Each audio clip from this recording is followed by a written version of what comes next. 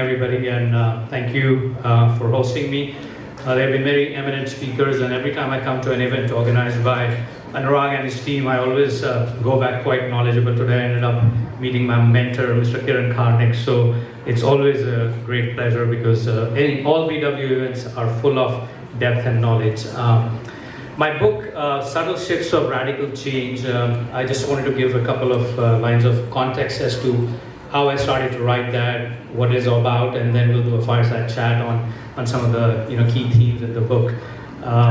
Going back when I was a young kid, and all of us, when we are younger, we think about parents as not too smart, and I used to look at my dad when I was 14, and I used to be very irritated. I felt like he's an ignorant person. And when he was 21, I realized how much he has grown. And this is based on a quote by Mark Twain, where he says that, I couldn't stand my old man around when I was 14, and at 21, I imagine how much he has grown and learned. And essentially, people who have learned are us. And we start looking at, our parents differently. And my inspiration for my book was my dad, because when I was living in the US studying, he used to visit me every year, and he had this passion for disaster recovery, business continuity planning, crisis management, and he would make me order, call those 800 numbers and order these brochures and read these brochures and collect a full bag of these brochures and take back to India. And I used to question him, like, what are we going to do with the disaster recovery? What are we going to do with crisis management? And when COVID hit, it really struck me that he was so much ahead of the times. That when we were thinking about disaster management programs, we were thinking about crisis management, we were thinking about business continuity plans.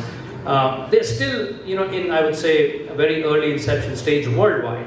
And COVID showed us that, right? That when we were looking at public-private partnerships, we were looking at, how to engage communities, we were looking at how to engage our employees in this crisis of COVID. It all came about. So the book, Subtle Shifts of Radical Change, is really about, what are the shifts which happen, right? And when you think about the shifts, it all went from entitlement to humility. We had this thing about everybody's entitled in whatever they're doing, and then we realized that everybody's leveled, right? It went from very certain world to very discovery-driven world. Everything was now, new, right? So everybody was almost a beginner. Think about when you go to college, your first year, everybody's knowledge was exactly the same, whether you were 50 years old or whether you're 20-year-old, whether you're, 30-year-old, right? And then lastly, I think the importance of community certainly became very important, because I don't remember the last time, if I was living in my neighborhood, I would remember all the shops around my neighborhood. I would remember one or two shops. When COVID happened, when the lockdown happens, every shop in the neighborhood matters, right? Where can I get medicines, where can I get groceries, and so on, right?